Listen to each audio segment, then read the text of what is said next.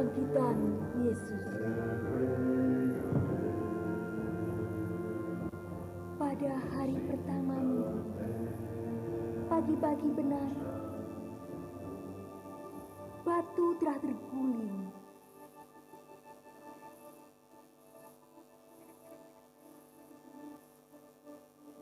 Setelah Maria memberi kabar ke murid-murid yang lain, dia pun terduduk lemas dan dia menangis.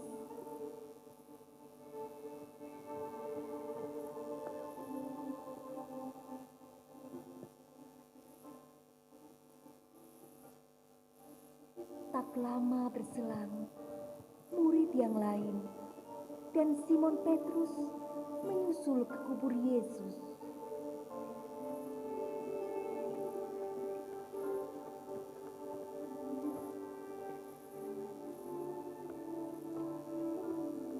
Mereka menjenguk ke dalam.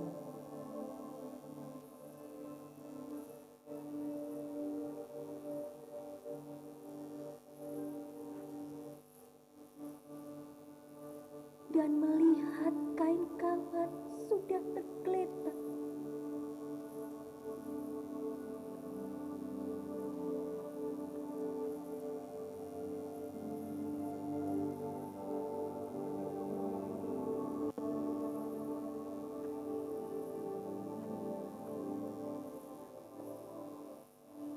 Lalu pulanglah kedua murid itu ke rumah untuk memberitahukan kepada yang lain.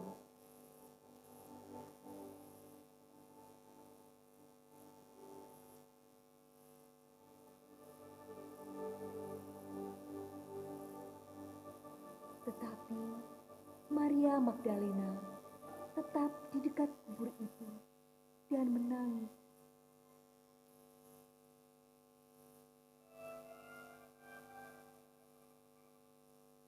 Sambil menangis, ia menjenguk ke dalam kubur itu.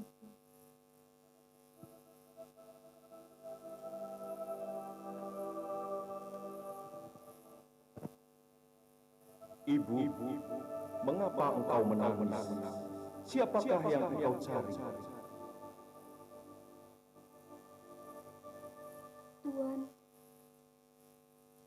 jikalau Tuan yang mengambil dia, katakanlah kepadaku, di mana Tuhan meletakkan dia, supaya aku dapat mengambilnya.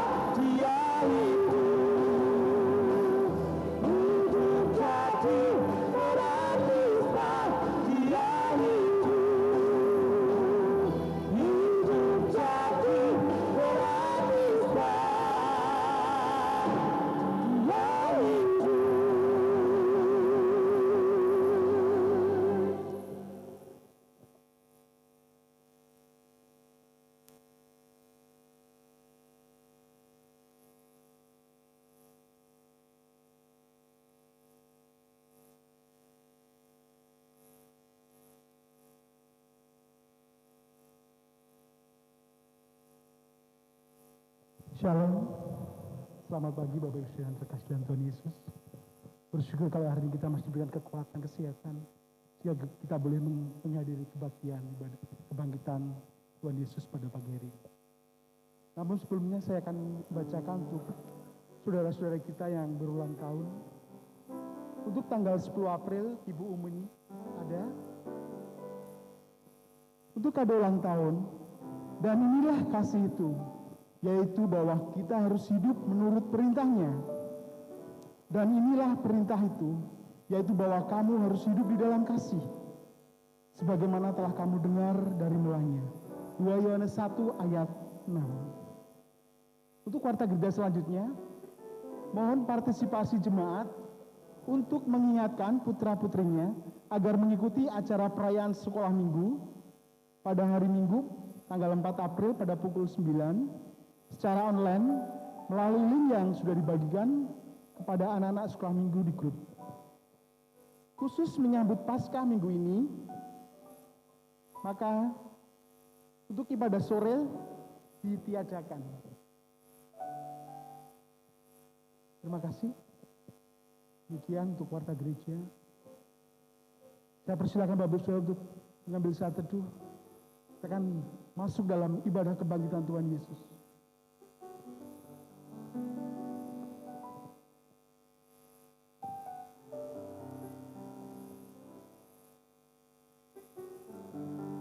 Mari saudara, kita akan bersaat teduh.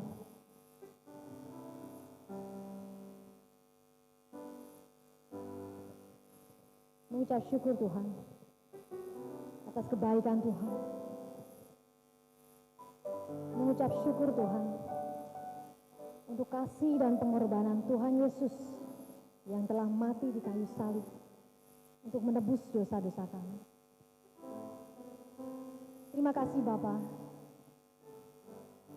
karena hari ini adalah hari yang penuh dengan sukacita. Hari di mana Dia, Allah kami yang hidup, sudah bangkit dari kematian. Dan kebangkitan-Mu membuktikan bahwa iman kami tidak akan pernah sia-sia dalam mengimani bahwa Engkau adalah Tuhan dan Juru Selamat kami yang hidup. Mari kita akan berdiri bersama-sama. Kita akan berdoa mengawali ibadah pada pagi hari ini.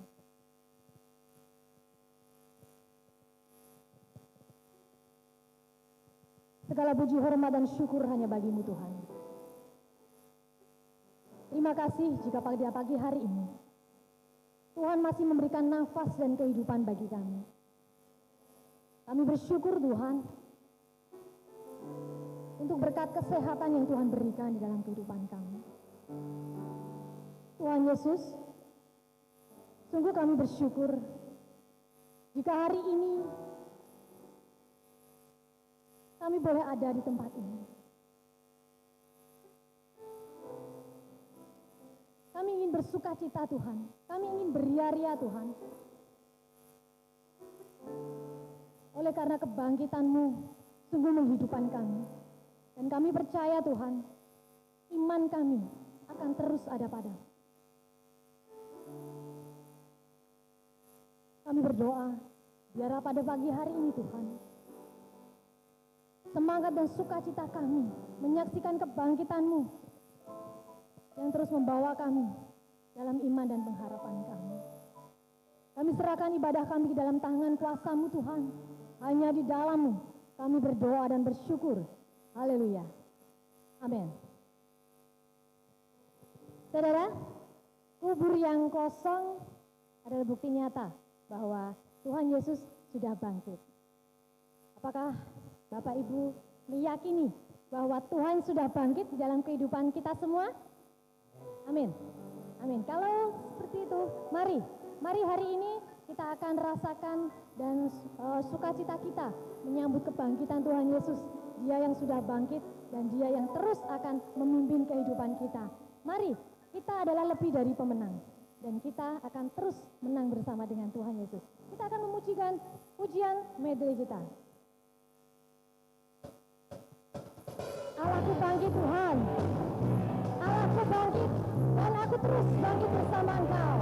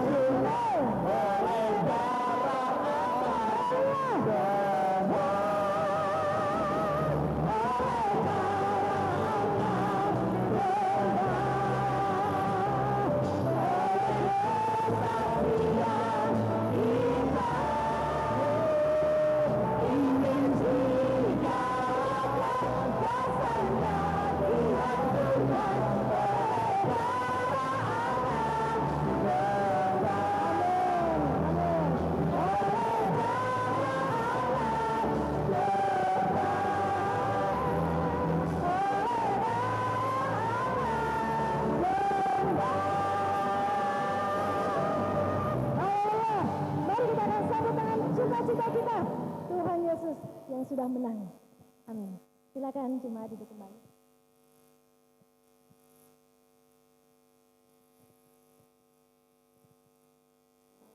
Yesus yang kita layani adalah Allah yang hidup. Biarlah pagi hari ini kita boleh menyiapkan hati kita untuk menyembah Dia. Saat kami memandang kemuliaan-Mu Tuhan, Engkaulah Imam besar Maha Agung. Engkaulah pemilik hidupku Tuhan. Kami bersyukur saat kami sujud di depan tahta-Mu. Kami tanggalkan segala beban kami, segala pikiran kami, supaya hati kami sungguh tertuju kepadamu. Tidak ada satupun yang luput Tuhan dari karya kasih-Mu yang mulia. Bagi-Mu segala pujian, hormat, dan kemuliaan.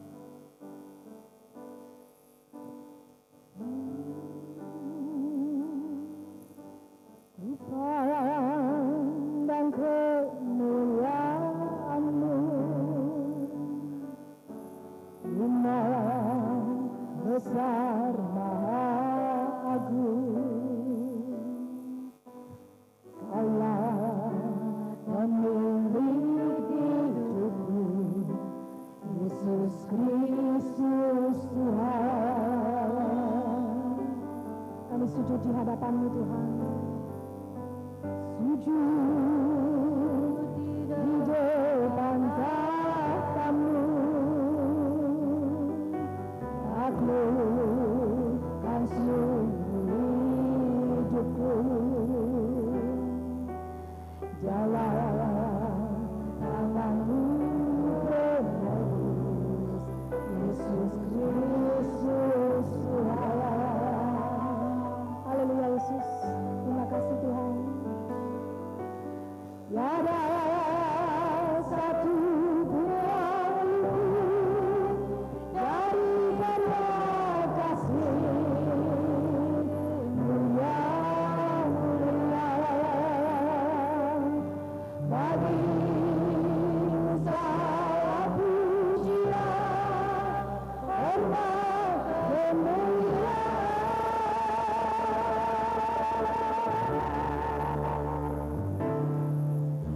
Engkau Tuhan ditinggikan, yang kita kenal, Yesus Kristus Tuhan. Raja mulia dan luhur, berkenan darimu. Selamatkan jiwaku.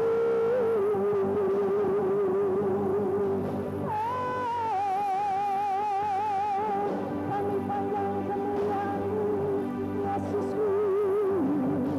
Sujud di depan tahta-Mu, taklukkan seluruh hidupku. Dalam tangan-Mu Tuhan, tangan-Mu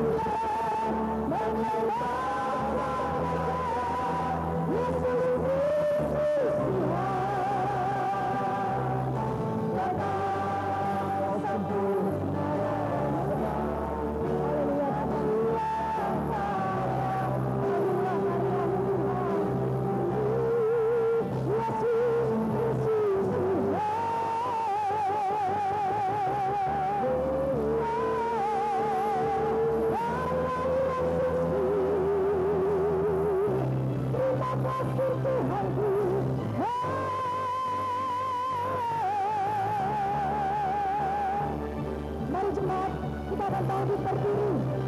Biarlah kita memuja Tuhan, menyembah Tuhan. Allah Tuhan, Allah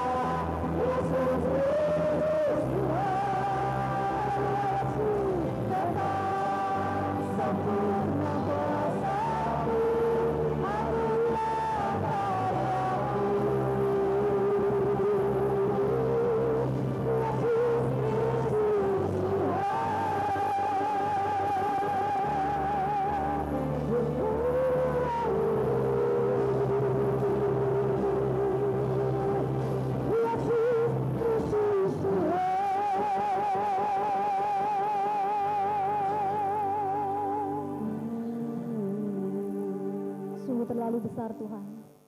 Kami telah melihat bukti kasih Tuhan yang sudah menderita gantikan kami. Dan dengan darah-Mu yang kudus Tuhan, Engkau telah menyelamatkan kami. Terlalu besar Tuhan kasih-Mu. Pengorbanan yang Kau berikan bagi kami. Dan darah yang Kau curahkan buat kami untuk menebus dosa kami. Kami bersyukur Tuhan. Menjadi umat-Mu yang sangat dikasihi Engkau. Yesus. Telah kulihat bukti kasih-Mu yang menderita gantikanku. Katakan dengan darah-Mu Kau selamatkan kami Tuhan.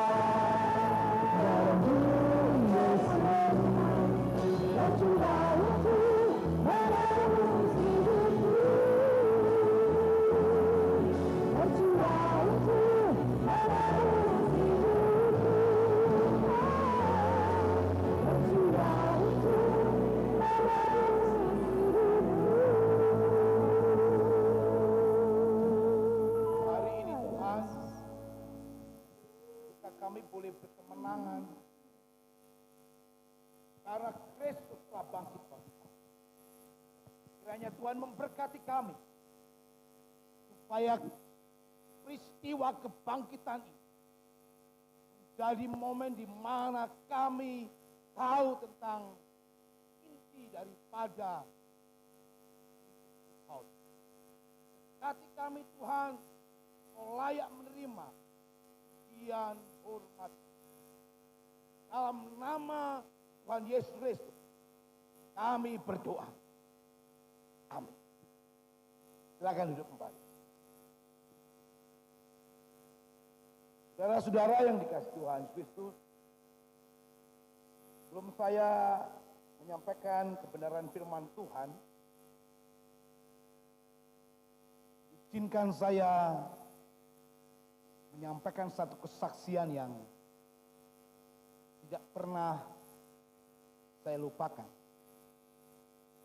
Kejadiannya pada hari Jumat malam. Pada Jumat Agung. Saudara, seperti saudara ketahui bahwa sejak hari Kamis malam saya bersama melayani tempat ini dan sampai selesai.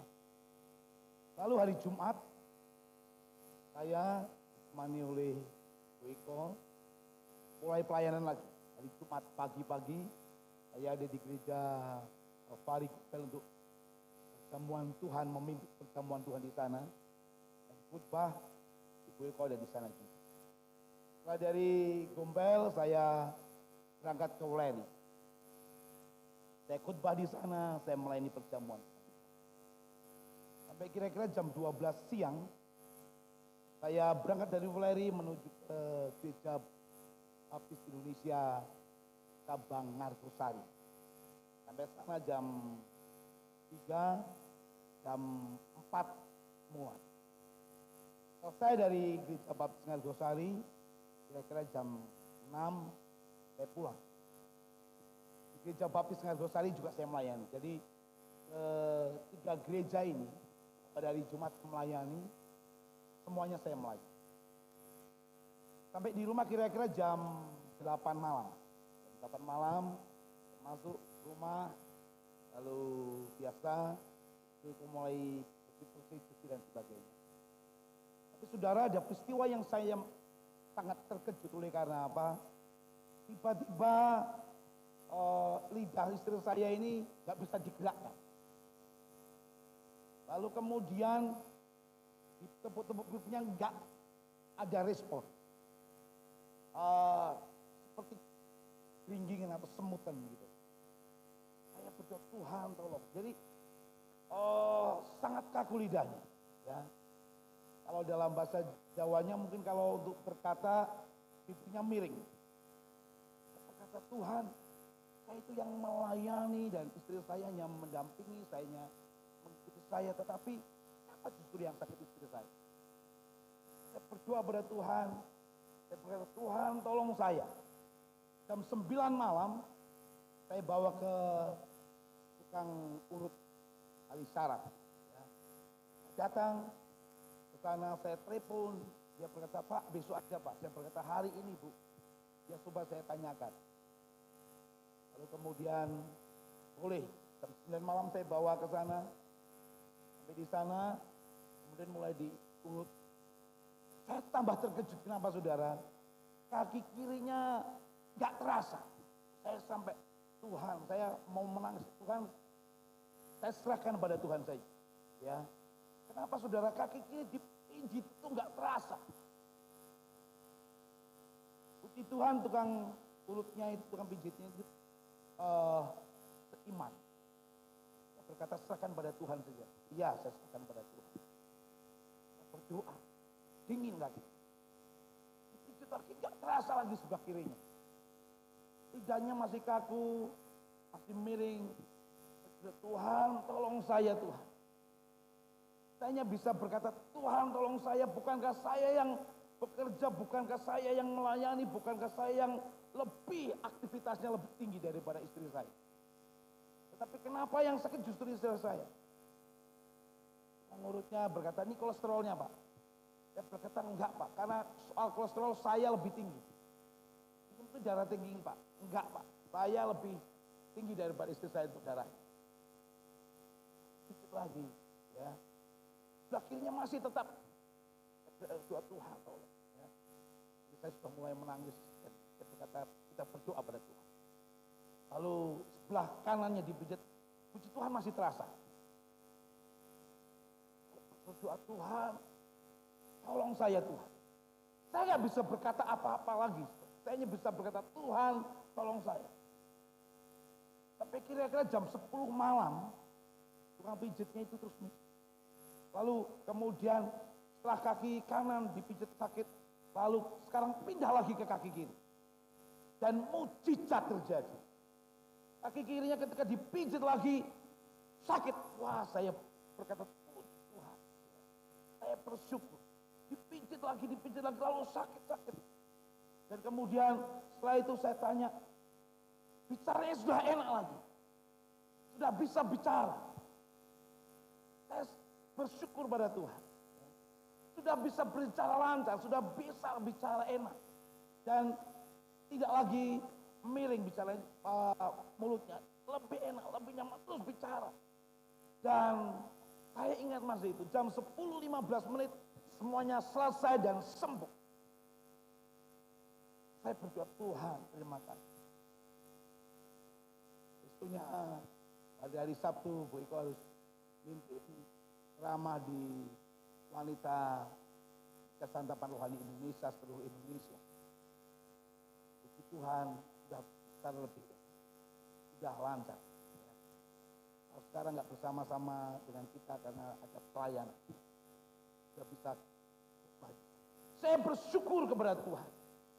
Saya berkata, Tuhan, Engkau yang layak saya layani. Engkau yang layak menerima pujian dan hormat. Tidak sia-sia saya melayani Tuhan. Oleh karena apa? Mujizat masih ada sampai hari ini. Bapak Ibu yang dikasih Tuhan Kristus, secara manusia saya mulai buka Google lagi. Apa sakitnya? Dan saya baca di Google dan apa yang terjadi, itu kalau diteruskan bisa sampai berhari-hari bisa sembuh. Dan sangat berbahaya. Tetapi Tuhan punya rancangan yang besar. Tuhan punya rencana yang besar. Sehingga Bu Eko bisa sehat lagi. Bisa sembuh normal lagi. Oleh karena kuasa Tuhan. Bapak Ibu yang dikasih Tuhan Yesus Kristus.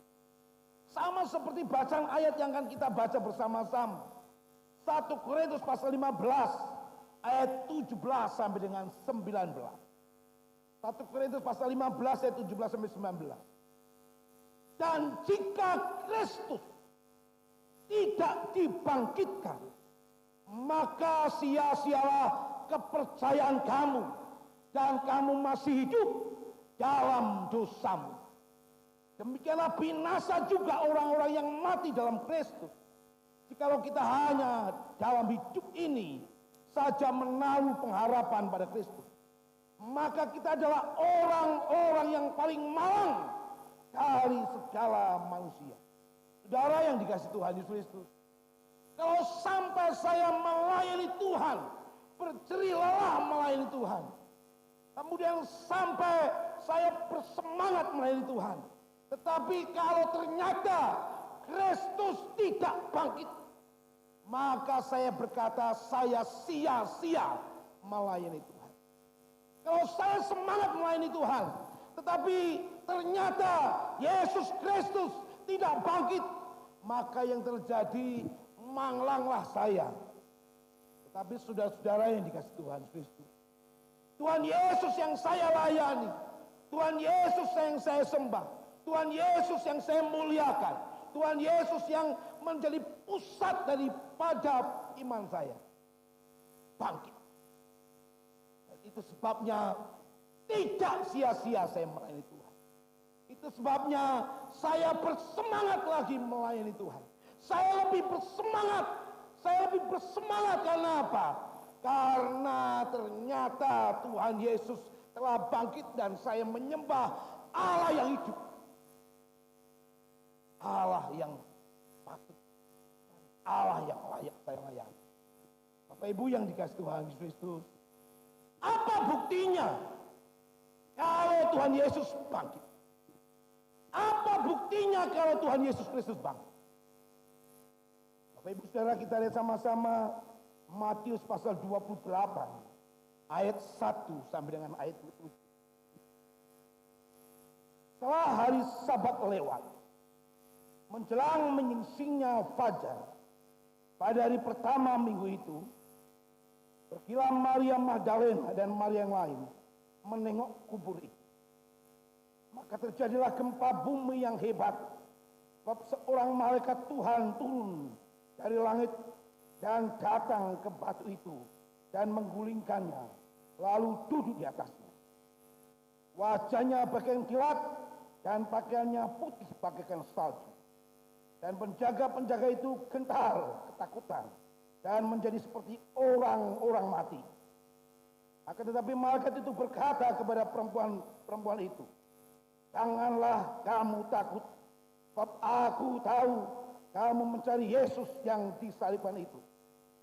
Dia tidak ada di sini, sebab ia telah bangkit sama seperti yang telah dikatakannya. Mari lihatlah tempat ia berbaring. Dan segeralah pergi dan katakanlah kepada murid-muridnya bahwa ia telah bangkit dari antara orang mati. Ia mendahului kamu di Galilea. Di sana kamu akan melihat dia. Sesungguhnya aku telah mengatakannya kepadamu." Saudara yang dikasihi Tuhan, apa buktinya Tuhan Yesus bangkit? Yang pertama, saudara, dalam Matius 28 ayat 1 dikatakan Maria ini datang untuk apa? Untuk menyelesaikan pembalseman atas mayat Tuhan Yesus Kristus. Jadi Maria ini datang ke kubur Tuhan Yesus Kristus, pikirannya hanya untuk apa? Membalsam saja. Pikirannya hanya untuk menengok dalam kubur. Tidak punya pikiran-pikiran yang lain. Karena pikirannya adalah secara rasional. Orang yang mati dan kemudian dikuburkan dan kemudian pada hari ketiga biasa datang ke kubur. Ini pikiran yang biasa saja. Ini pikiran yang sama seperti saya dan saudara. Rasional, gak neko-neko, gak punya pikiran-pikiran yang lain. Apalagi Maria. Mereka adalah seorang yang biasa saja, bukan fanatik agama, tidak. Tapi Bapak Ibu yang dikasih Tuhan Yesus, apa yang terjadi? Ketika Maria datang ke kubur itu, dilihat, dibuktikan bahwa kubur itu telah kosong. Dan Tuhan Yesus telah bangkit dari kematian. Maka apa yang kita kerjakan, apa yang kita lakukan hari ini adalah benar. Kenapa? Maria membuktikan bahwa Yesus bangkit. Yesus tidak mati lagi. Yesus berkuasa atas maut. Yesus menang atas kuasa maut. Sehingga Allah yang kita sembah ini memang betul-betul Allah. Tuhan yang kita sembah adalah betul-betul Tuhan. Kenapa? Karena Tuhan Yesus Kristus menyerahkan nyawanya dan berhak menerimanya kembali. Saudara yang dikasih Tuhan, kalau manusia biasa hanya berhak untuk apa? Diambil nyawanya, lalu masuk dunia orang mati, selesai. Dan kemudian jasadnya dikuburkan. Itu manusia biasa. Orang terkenal sekalipun, yang sangat terkenal dan berpengaruh sekalipun, ketika mati, ya sudah, nyawanya diambil, lalu kemudian tubuhnya dimasukkan dalam liang kubur dan ada kuburnya. Tetapi yang terjadi dengan Tuhan Yesus apa? Tuhan Yesus berkata dalam kitab Injil Yohanes pasal 10 ayat 17 sampai dengan 18, aku berhak untuk menyerahkan, tetapi aku berhak juga untuk mengambilnya kembali. Apa yang diambil? Dia menyatakan, aku berhak untuk menyerahkan nyawaku. Aku berhak untuk menyerahkan roh, tetapi aku juga berhak mengambilnya lagi. Ini kalau bukan Tuhan gak bisa. Ini kalau bukan Tuhan tidak mungkin terjadi. Kalau itu manusia biasa gak ada. Kenapa? Manusia biasa itu ada kuburnya. Tetapi kalau Tuhan Yesus Kristus, itu tidak ada kuburnya. Kalau Tuhan Yesus Kristus, kuburnya kosong, tidak ada mayatnya di sana. Kenapa? Karena sudah bangkit. Kebangkitan Tuhan Yesus Kristus menjadi tanda bahwa Tuhan Yesus berkuasa atas maut. Kebangkitan Tuhan Yesus Kristus menjadi tanda bahwa alam maut, alam kematian itu dikuasai.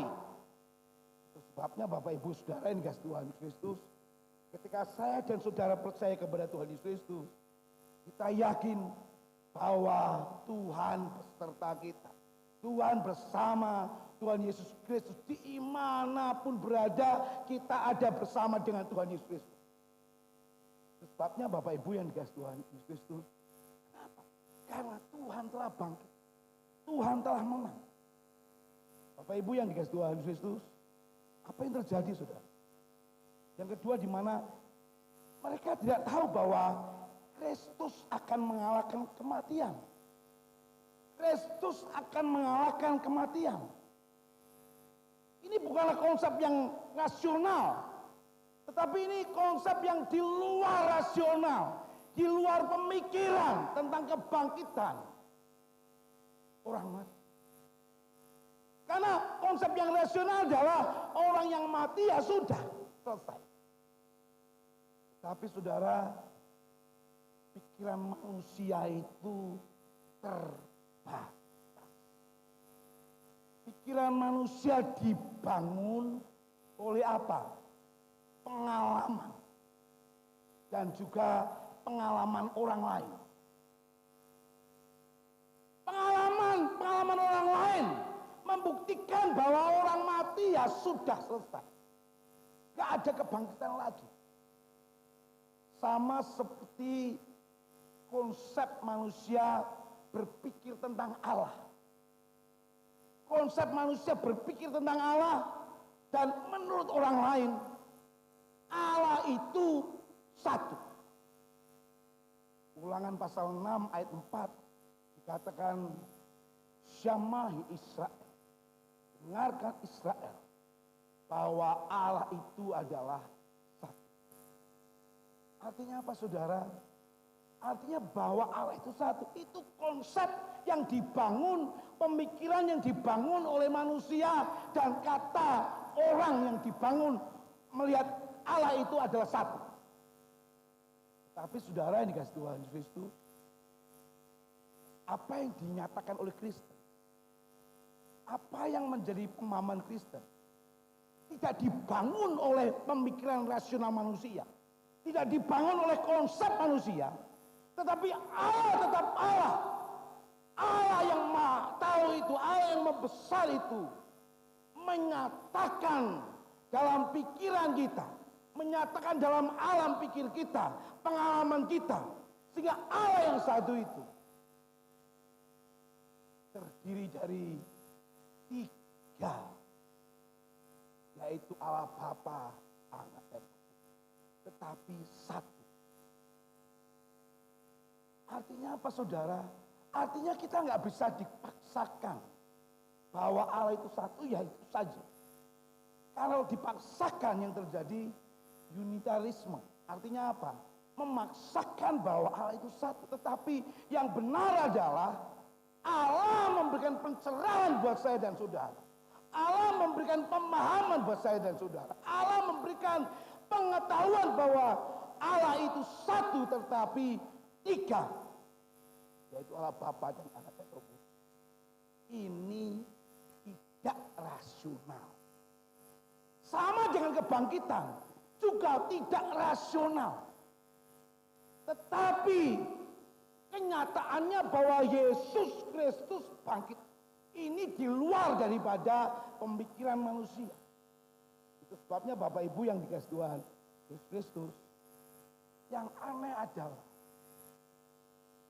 para ahli Taurat itu tahu bahwa Tuhan Yesus pernah berkata bahwa Tuhan Yesus akan bangkit.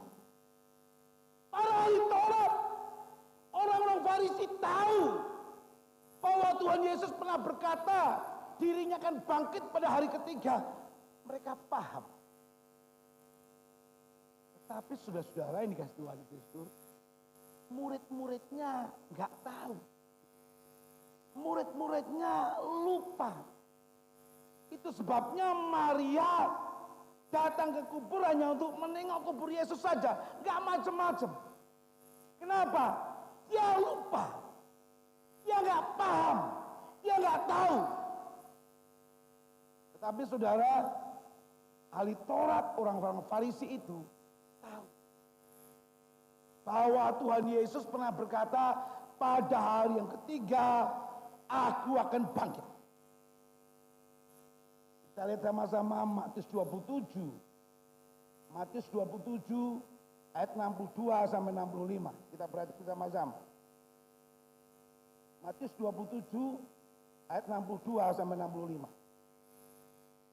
Keesokan harinya, yaitu sesudah hari persiapan, datanglah imam-imam kepala dan orang-orang Farisi bersama-sama menghadap Pilatus.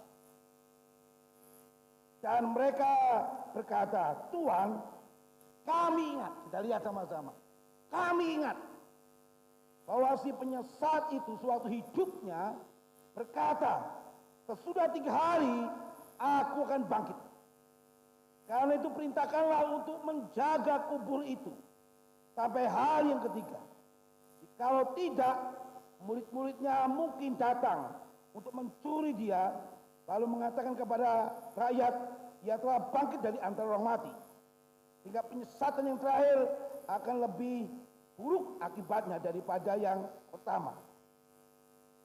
Kata Pilatus kepada mereka, ini penjaga-penjaga bagimu. Pergi dan jagalah kubur itu sebaik-baiknya. Maka pergilah mereka dan dengan bantuan penjaga-penjaga itu mereka memeterai kubur itu dan menjaganya. Saudara, ahli-ahli Taurat, orang-orang Farisi ingat bahwa Tuhan Yesus pernah berkata pada hari ketiga akan bangkit. Tetapi justru murid-muridnya lupa. Murid-muridnya gak paham. Murid-muridnya gagal paham. Sehingga datang ke kubur ya biasa saja. Tetapi ahli Taurat paham itu. Itu sebabnya para ahli Taurat meminta Pilatus untuk memberikan bantuan pasukan penjagaan. Untuk menjaga kubur itu. Supaya tidak dicuri murid-muridnya. Bapak Ibu yang dikasih Tuhan Yesus Kristus, pasukan Romawi ini pasukan yang terkenal tegas. Pasukan yang terkenal berani. Pasukan yang ketika menjaga super ketat. Apalagi pasti sudah diberitahu untuk menjaga sepenuhnya. Pasti mereka akan lebih super ketat lagi. Dan siapa murid Tuhan Yesus?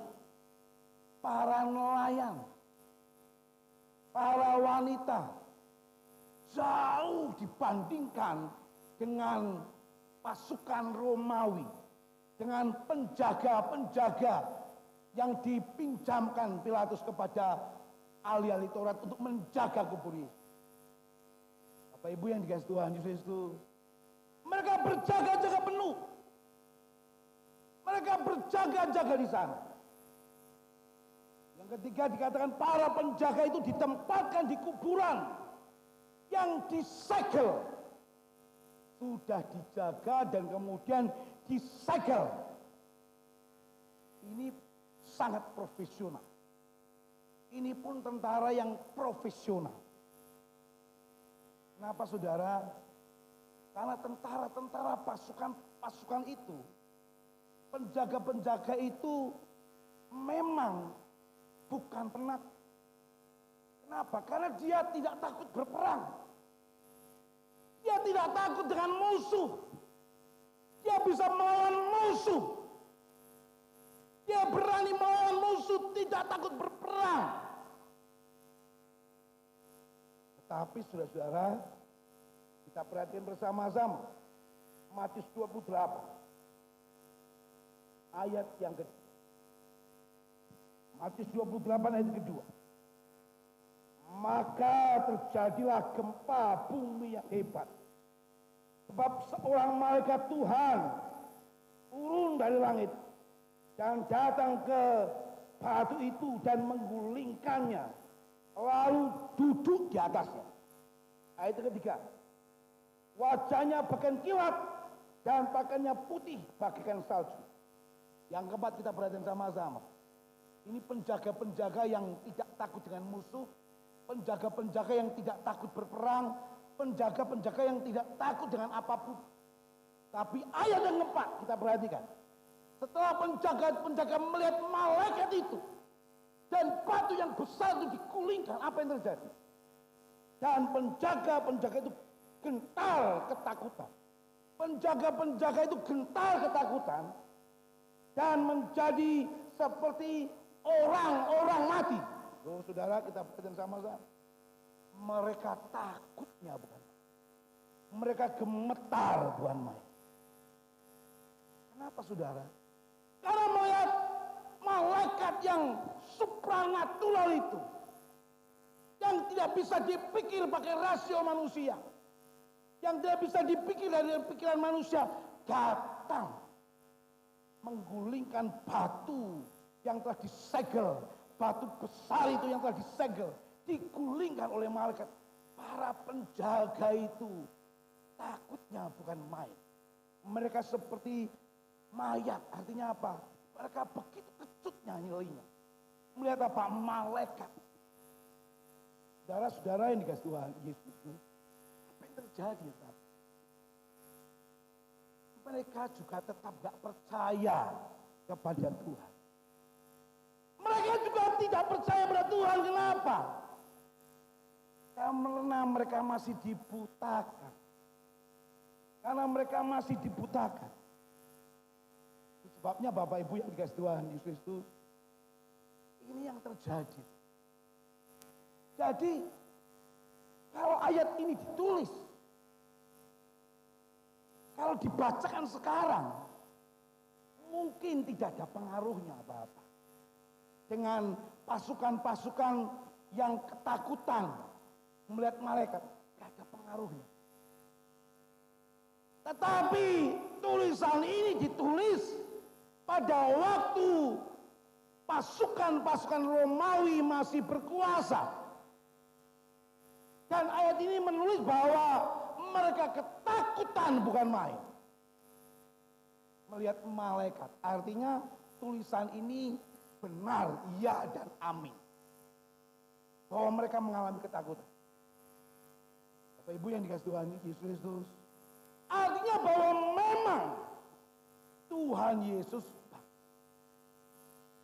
Bapak Ibu yang dikasih Tuhan, pertanyaan kita yang terakhir buat saya dan saudara. Kira-kira batu yang besar itu digulingkan oleh malaikat untuk siapa? Batu yang besar, yang gede itu dimeterai, lalu digulingkan pintunya nanti didorong sehingga kubur itu terbuka. Kira-kira digulingkan, digeser, dan batu itu digeser dari tempatnya dan membuat bahwa pintu kubur itu terbuka. Itu untuk jalan siapa? Untuk jalan siapa? Untuk jalan siapa? Ketika pintu batu itu digeser kan gitu. Dan ini ada jalan. Kira-kira jalan ini itu siapa? Siapa? Saudara, ini Tuhan Yesus Kristus. Jalan yang dibuka malaikat tadi membuat batu ini digeser. Pastikan bukan untuk jalan Tuhan Yesus. Tuhan Yesus nggak akan keluar dan terhalang dengan batu ini, enggak. Kenapa saudara? Karena Tuhan Yesus Kristus supranatural. Ketika murid-murid berkumpul dan pintu-pintu ditutup semua, tiba-tiba Tuhan Yesus ada di tengah-tengahnya. Mereka terkejut. Padahal pintu tertutup semua. Nah sekarang batu itu geser. Pintu kubur terbuka. Pintu terbuka itu untuk siapa? Bukan untuk Tuhan Yesus. Tetapi untuk siapa? Maria. Untuk siapa? Murid-muridnya. Supaya murid-murid bisa masuk dan melihat bahwa mayat Tuhan Yesus tidak ada di tempat. Tuhan Yesus Kristus gak terhalang dengan batu yang besar. Tapi yang terhalang adalah Maria. Yang terhalang adalah murid-murid Tuhan. Itu sebabnya digeser oleh malaikat. Supaya Maria dan murid-murid yang lain bisa masuk. Dan melihat memang kosong. Saudara, ini kasih Tuhan Yesus. Itu intinya iman kita. Bahwa memang kubur itu kosong. Tuhan Yesus telah bangkit. Ada seorang di Prancis, dia mau membuat agama baru. Orang dari Prancis ini mau membuat agama baru. Tapi ketika dia buat agama baru, pengikutnya sedikit. Dan dia hanya datang ke senator. Dia berkata, Pak, saya ini mau buat agama baru. Tapi pengikut saya itu sedikit. Bagaimana caranya? Bagaimana solusinya? Supaya pengikut saya banyak. Senator itu berkata begini, kamu bisa buat agama baru dan bertahan sampai selamanya dan pengikutnya lebih banyak, syaratnya ada. Wah, pendiri agama itu kasih tahu. Syaratnya apa, Pak? Syaratnya yang pertama, kamu harus rela disiksa. Yang kedua, kamu rela mati, disalibkan. Dan yang ketiga, kamu bisa bangkit dari antara orang mati. Kamu akan mempunyai pengikut banyak dan terkenal. Saudara yang dikasih Tuhan Yesus itu, pendiri agama baru itu pergi dan tidak lagi membuat agama baru. Kenapa saudara? Karena pasti manusia tidak bisa untuk bangkit dari kematian kecuali Tuhan Yesus Kristus. Itu sebabnya Bapak Ibu, mari kita percaya kepada Tuhan. Mari kita lebih semangat melayani Tuhan. Mari kita lebih bergelora melayani Tuhan. Kenapa? Karena Tuhan Yesus telah bangkit. Kita tidak sia-sia melayani Tuhan. Kita tidak percuma melayani Tuhan. Karena Tuhan yang kita layani adalah Tuhan yang hidup. Yang mengerti kebutuhan kita, yang memahami kebutuhan kita, dan kita makan. berdoa kepada Tuhan. Terima kasih Tuhan, Engkau memberkati kami, Engkau menolong kami, sehingga kami yakin kuasa kebangkitan itu membuat kami lebih semangat dalam melayani. Berkati kami Tuhan, tuntun kami Tuhan. Supaya peristiwa kebangkitan membawa kami menang. Dalam nama Tuhan Yesus kami berdoa. Kita bangkit berdiri bersama-sama. Kita rayakan kebangkitan kita. Di dalam Tuhan Yesus Kristus ada kebangkitan. Sehingga kita boleh bersukacita. Sekarang telah tiba keselamatan dan kuasa. Kita pujikan dengan sukacita.